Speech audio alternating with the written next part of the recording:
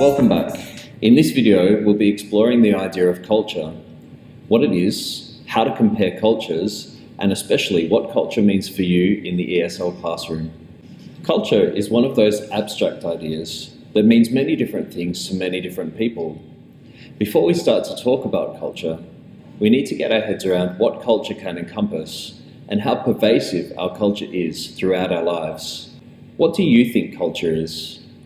Culture is a combination of the thoughts, beliefs, behaviors, family relationships, food, traditions, social norms and conventions, all those aspects of a society. Our culture shapes our view on every situation and every interaction that we have. In ESL teaching, cross-cultural environments are so common that culture impacts every aspect of the workday. If you teach abroad, you might be living and working within an unfamiliar culture, and your students will be unfamiliar with your culture too. This means the way you interpret your students' behaviours and the way they interpret yours might be very different. If you are teaching English in an English-speaking country, you might have a mix of students from very different cultures in your room. This will impact the way you interact with your students, as well as the way they interact together. Understanding the culture or cultures in your classroom helps you predict how your students will respond to you and your lessons, and might also give you some hints as to what drives and motivates them. Examining your own culture and how it compares with your host culture will help you to forge strong and respectful relationships with your students. It can also assist in relationships with colleagues, managers, and others you encounter on your journey as an ESL teacher. It will help you plan appropriate activities and preempt some of the difficulties and challenges of the ESL classroom. But culture is such an abstract idea. How can we possibly measure it? How do we measure and describe cultural difference? Fortunately, there's a theoretical framework and some really useful online tools we can use. In the 70s, Dutch psychologist Geert Hofstede researched the cultures of various countries. Through his research, he identified 6 dimensions of culture. Hofstede developed 6 scales on which we can measure national culture. They are individualism versus collectivism, power distance index, masculinity versus femininity, uncertainty avoidance index, long-term versus short-term normative orientation, and indulgence versus restraint. People from individualist cultures are concerned with themselves and their immediate circle. They're concerned about their own success. People from collectivist cultures, on the other hand, are concerned with community and group success. People from cultures with high power distance have a high respect or a fear of authority.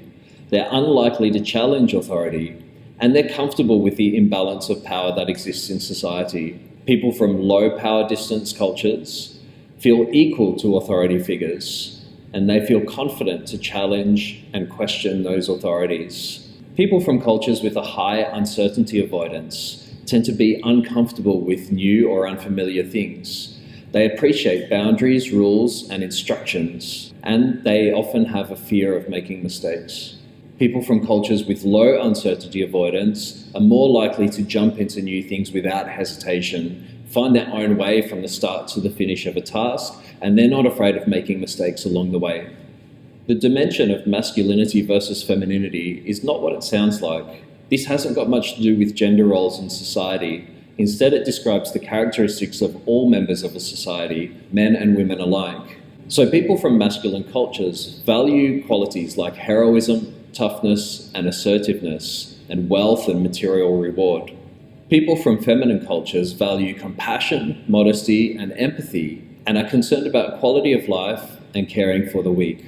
People from cultures with long-term orientation are progressive and like to challenge the status quo. They value education, advancement, and social change. People from cultures with short-term orientation value traditions and respect the historical ways of doing things. They're suspicious of social change and progression. People from cultures with high indulgence feel free to have fun and be happy. The society is tolerant of a range of behaviours. People from cultures with high restraint suppress gratification. They adhere to strict social norms. Of course, we can only use the dimensions of culture to speak in general terms, Every teacher and student is an individual and may not 100% fit the mould of their national culture.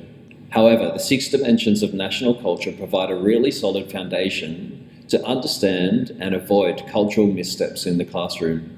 By using this model, we can also start using cultural difference as a tool for better lessons. Geert Hofstede's country comparison tool gives a great snapshot of the cultural difference between 2 or more countries.